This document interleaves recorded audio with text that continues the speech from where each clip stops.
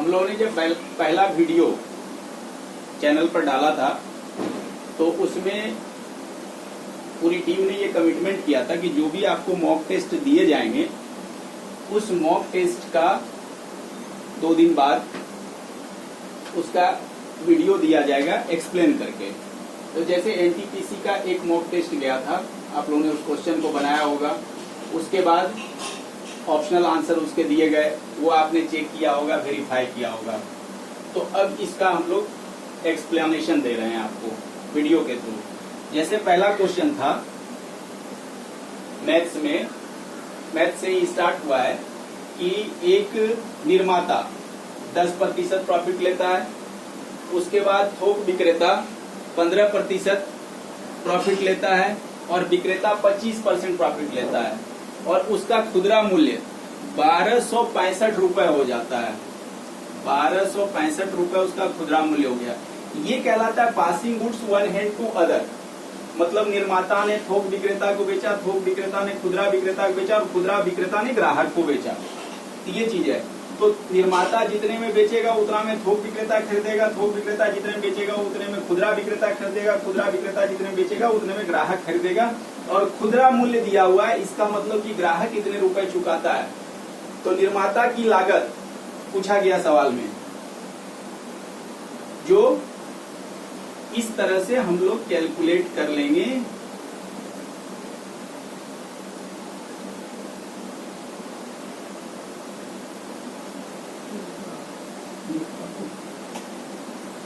ये, और इसको आप हल करेंगे, आंसर आपको मिल जाएगा 800।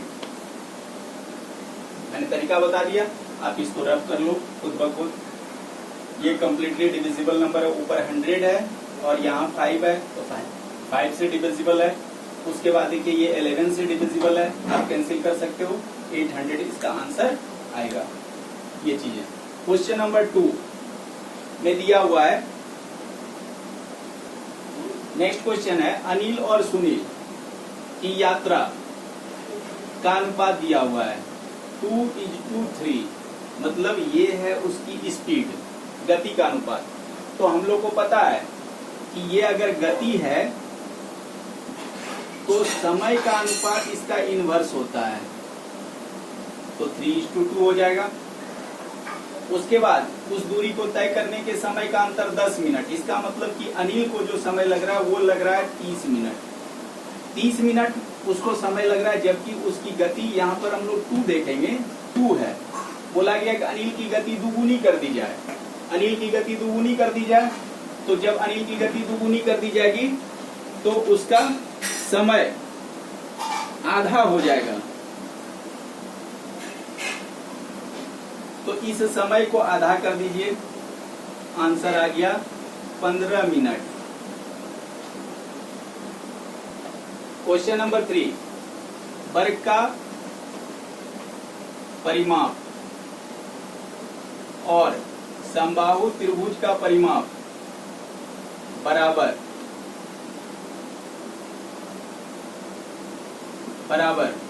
वर्ग का विकर्ण 12√2, तो वर्ग की भुजा 12, परिमाप 48, समबाहु त्रिभुज की एक भुजा 16, क्षेत्रफल समबाहु त्रिभुज का √3/4, 16 का स्क्वायर 64√3, ये इसका आंसर होगा।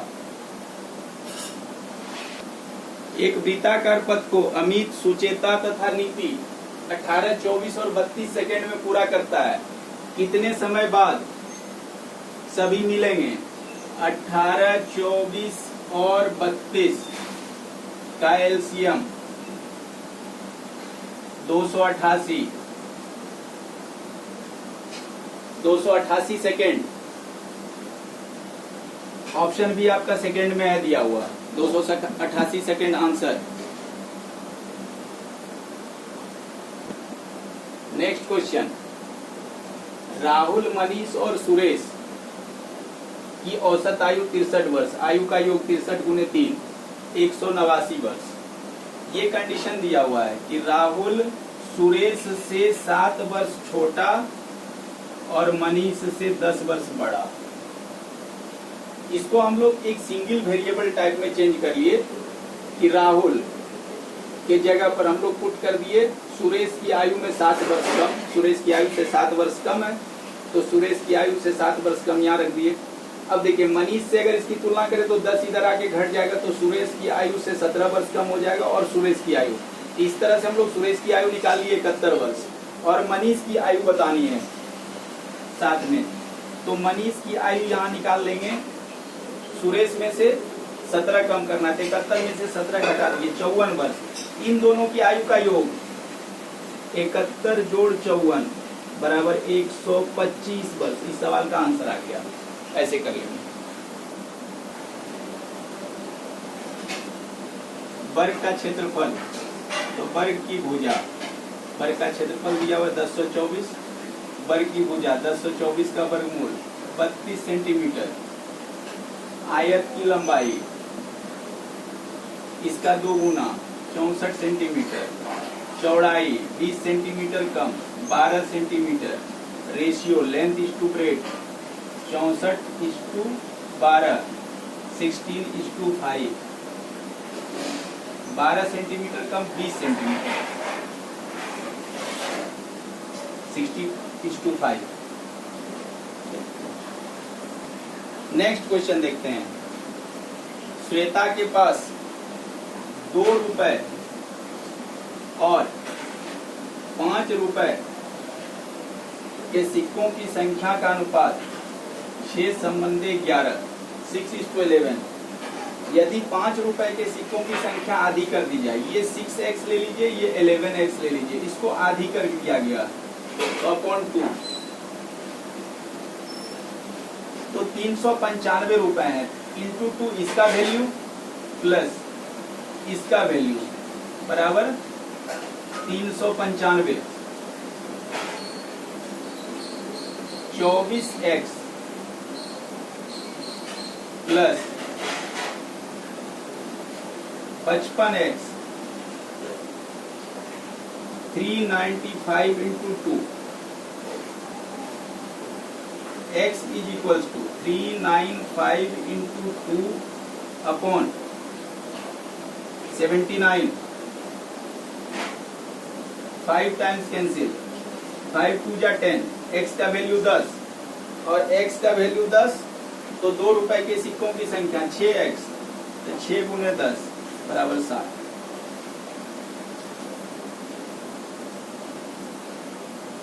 Next question.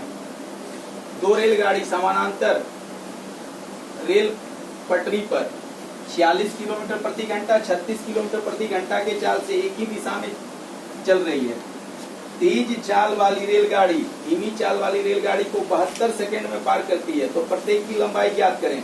दोनों की लंबाई बराबर है, रिलेटिव स्पीड समान दिशा में 10 किलोमीटर प्रति घंटा, 10 गुने 5/18 72 सेकेंड बराबर 200 मीटर। इसमें दोनों रेलगाड़ी की लंबाई का योग है, दोनों रेलगाड़ी की लंबाई का योग बराबर 200 मीटर। तो एक रेलगाड़ी की लंबाई बराबर 100 metre. Next question 9 number. A B C अपने निवेश को ए बी और सी अपने निवेश को 1, 3 और 5 के रेशियो में लगाता है। 4 महीने बाद ए पहले की जितनी राशि निवेश करता है, मतलब ये 1 रुपए, ये मान लेना है कि 1 रुपए 3 रुपए और 5 रुपए उसने लगाए, ये इसका 4 महीने रहा और उसके बाद उतनी ही राशि और निवेश कर देता है, तो प्लस शेष समय 8 माह। बी और सी अपने निवेश का आधा हिस्सा निकाल लेता है उसी समय, तो ये इसका 4 महीना रहा और आधा निकाल लिया, तो शेष समय के लिए आधा बचा और ये 8।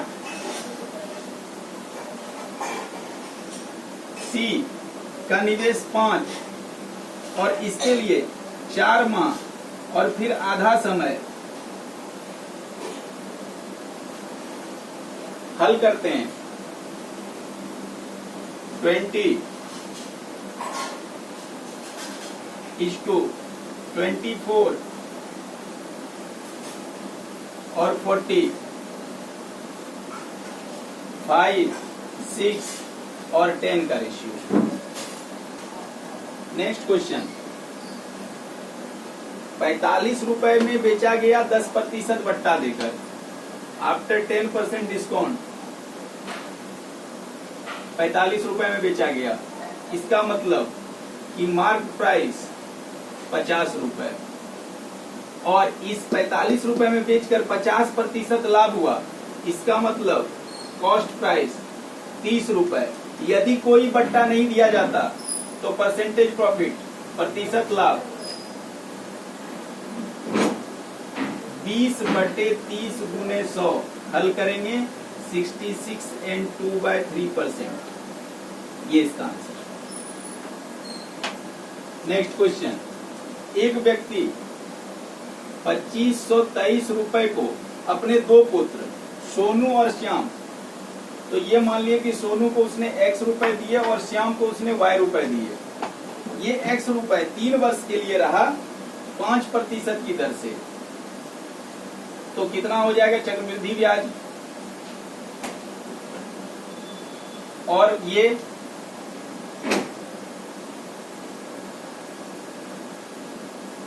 x और y का रेशियो ले लीजिए, ये डिवाइड करेगा तो 441/400। इस अनुपात में 2523 रुपए को बांट दीजिए। सोनू के नाम से कितने रुपए जमा किए, x का वैल्यू 2523 841 गुने 441 और सॉल्व करके ये आएगा 1323।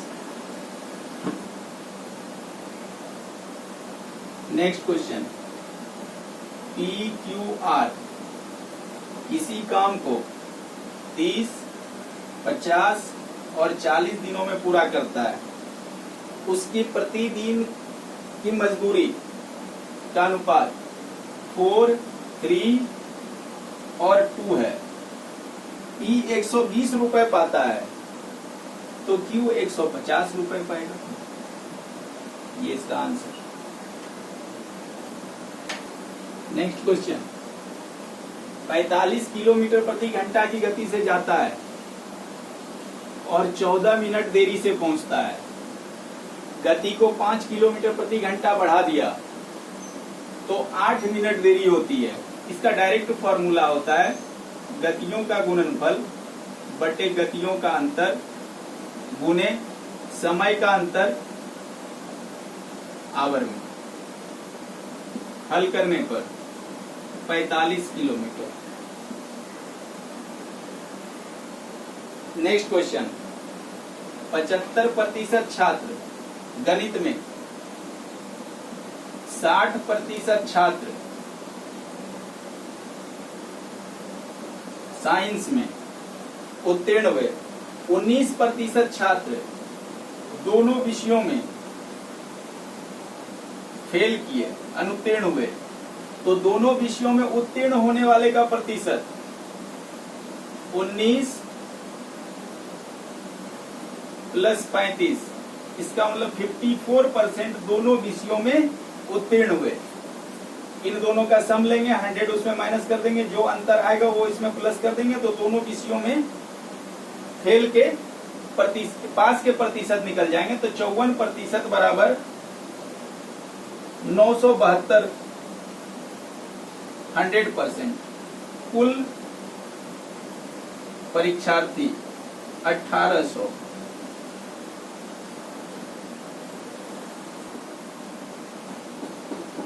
आठ सेंटीमीटर भुजा का वर्ग और उसके भुजा पर बने समद्विबाहु त्रिभुज का परिमाप 18 सेंटीमीटर। इसका मतलब दो असमान भुजा की लंबाई 5 सेंटीमीटर और 5 सेंटीमीटर। दी गई आकृति का क्षेत्रफल, तो वर्ग का क्षेत्रफल प्लस समद्विबाहु त्रिभुज का क्षेत्रफल d/4 √4a² - b²।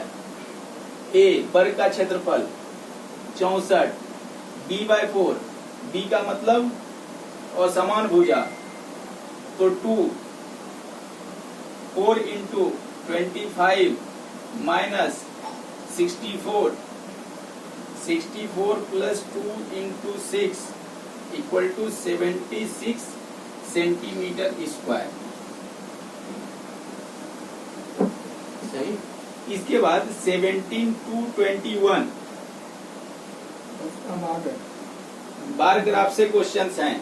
इसमें जो ग्राफ है दिया हुआ उसके तहत आप क्वेश्चन को हल कर सकते हैं। हर एक रीडिंग उसमें स्पष्ट दिख रही है, उसको आप हल कीजिएगा। अगर किसी भी प्रश्न में कोई भी कठिनाई रहती है तो आप कमेंट के थ्रू बताएं और फिर उसका हम डिस्कस करके वीडियो डाल देंगे। नेक्स्ट क्वेश्चन, क्वेश्चन दिया हुआ है 10, 5x minus 10 degree equal to cot 5y plus 20 degree.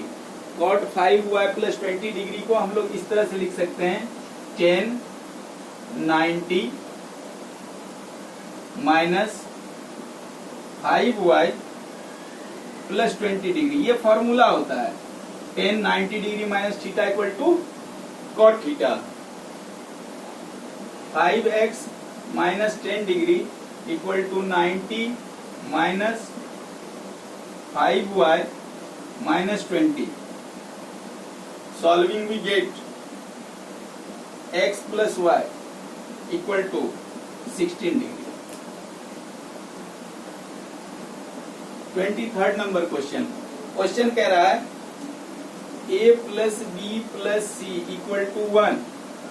इसका मतलब है कि ये 1/3 plus 1/3 plus 1/3 equal to 1। Then 1 upon a plus 1 upon b plus 1 upon c equal to 9.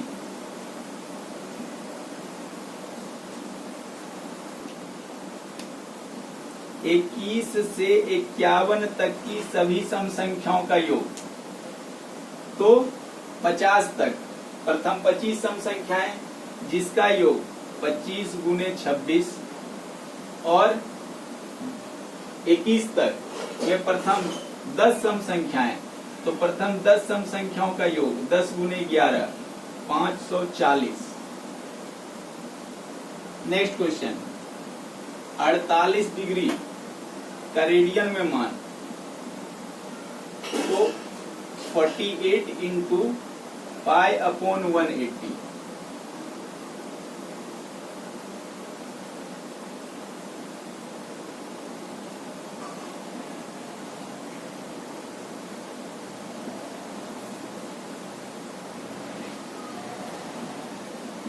Four pi upon 15।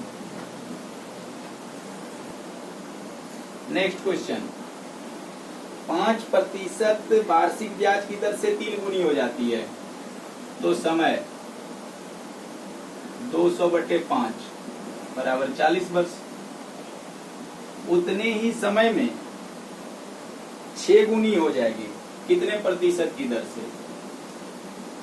तो रेट परसेंट 6 गुनी हो गई, तो 5 इंटू 100 अपॉन 40 12.5%। ये समय जो हम लोग लाए, इसको आप ऐसे भी समझ लीजिए कि एक क्वेश्चन हम लोग अक्सर डिस्कस करते हैं साधारण ब्याज में कि कोई धन t समय में ये r% की दर से n गुना हो गया, तो इस जगह एक फॉर्मूला यूज होता है कि समय बराबर n-1 into 100 upon rate percent. तो उसके थ्रू हम लोगों ने क्या निकाल लिया? 40 वर्ष समय निकाल लिया। ये फॉर्मूला आप यूज कर लीजिएगा। 3 है, n गुना की जगह 3 पुट कर देंगे तो 3 घटाओ 1, 2 गुने 100/5%। इसी फॉर्मूला का दूसरा सब्स्टिट्यूट है कि अगर रेट परसेंट आपको निकालना है तो n-1 इंटू 100 अपॉन टाइम। तो मेरे पास समय आ गया था 40 वर्ष, धन 6 गुना हो रहा है तो 6 घटाओ 1 5, गुने 100 500 बटे 40 12.5%। इसमें एक ही फॉर्मूला का 2 बार यूज हुआ है, बदल कर हुआ है। एक second. Question number 27, x upon y equal to 6/5, तो x square plus y square बटे x square minus y square का वैल्यू चाहिए। x के जगह आप 6 रख दीजिए, y के जगह आप 5 रख दीजिए बाबू, और उसके बाद हल कर दीजिए। एक्स स्क्वायर 6 का स्क्वायर 36 प्लस 5 का स्क्वायर 25 अपॉन 6 का स्क्वायर 36 घटाओ 25 61 अपॉन 11। क्वेश्चन नंबर 28, 2000 रुपए 5% प्रति वर्ष पर निवेशित किया जाता है और 10 वर्ष बाद ब्याज को मूलधन में जोड़ दिया जाता है। इसका मतलब कि 10 वर्ष बाद जो मूलधन हो जाएगा, 10 वर्ष बाद जो आगे के समय के लिए मूलधन बनेगा, यहाँ मतलब मिश्रधन हो जाएगा। तो आगे के समय के लिए मैं इसको मूलधन ले रहा हूँ, 10 वर्ष बाद के समय के लिए मूलधन और इसके हिसाब से मिश्रधन। तो 2000 प्लस 2000 गुने 5 गुने 10 बटे 100 बराबर 3000 रुपए। अब उसमें बोला कि कितने वर्षों में उस तरह से राशि 4000 रुपए हो जाएगी। अब 3000 रुपए ये मूलधन हो गया, आगे मिश्रधन दिया हुआ है 4000 रुपए। इसका मतलब इस पर ब्याज मिला 1000 रुपए, और 1000 रुपए ब्याज कितने रुपए का? 3000 रुपए का। तो समय बराबर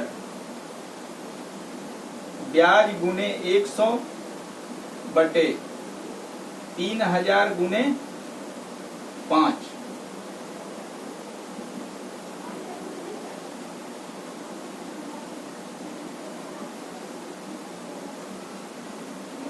बीस बटे 3 वर्ष। ये इतना वर्ष उसके बाद लगा और पहले 10 वर्ष लगा है, तो कुल समय हो गया 16/2/3 वर्ष।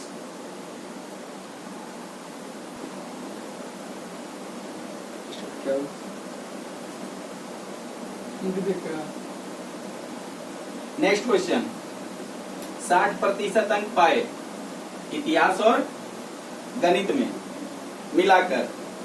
गणित में 150 अंकों में, 150 अंकों में गणित में 90 अंक पाए। इसका P और Q काम को 4 दिन में करता है। P, Q और R काम को 3 दिन में करता है।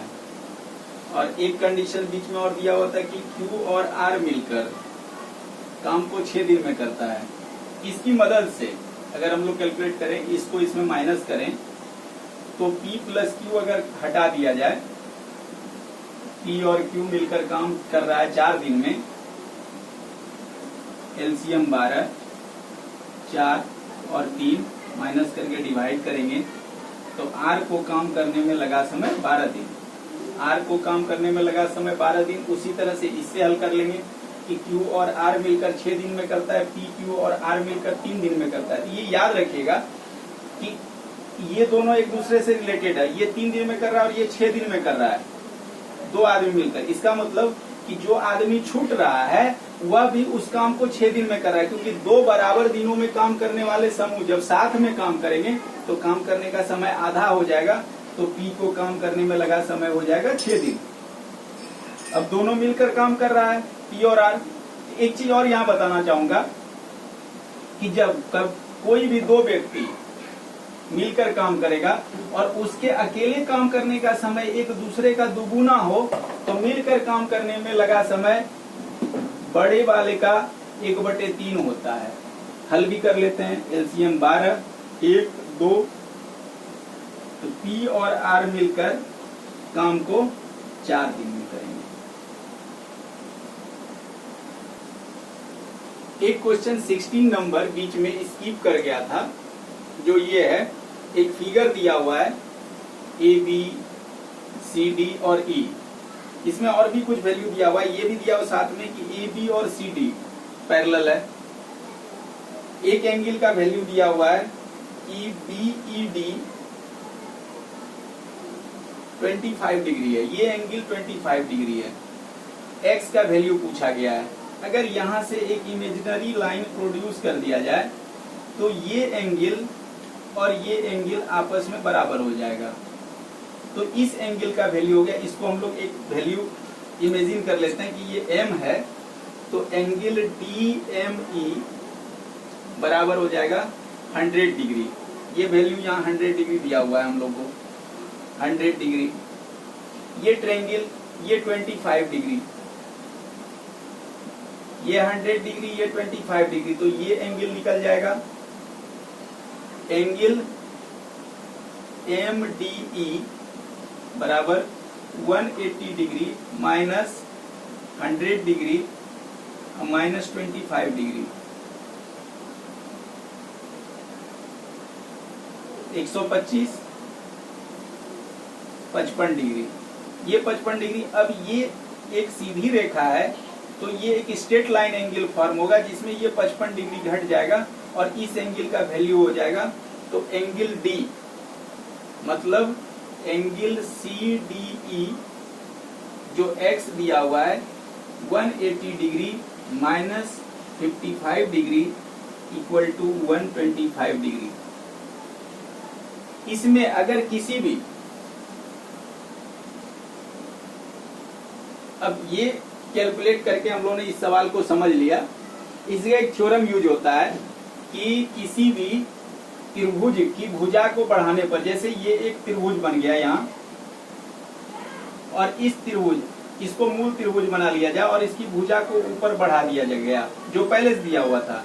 उस थ्योरम का यूज करने के लिए बढ़ाने पर बाह्य कोण का मान अंदर के अन्य दोनों कोणों के योग के बराबर होता है। वीडियो देख करके आप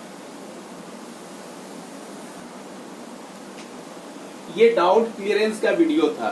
तो जब भी डाउट क्लियरेंस का वीडियो होता है तो वो बहुत ज्यादा एक्सप्लेन नहीं किया जाता है। इसको शॉर्ट फॉर्म में, मतलब एग्जामिनेशन में जिससे आप क्वेश्चन को सॉल्व करते हैं उसी तरह से इसको डिस्कस किया गया है। अगर किसी भी प्रश्न में उसके सॉल्यूशन में आपको दिक्कत रह जाता है तो आप कमेंट के थ्रू बताएं, उसको हम लोग फिर कमेंट बॉक्स में आपका सॉल्यूशन डाल देंगे। धन्यवाद।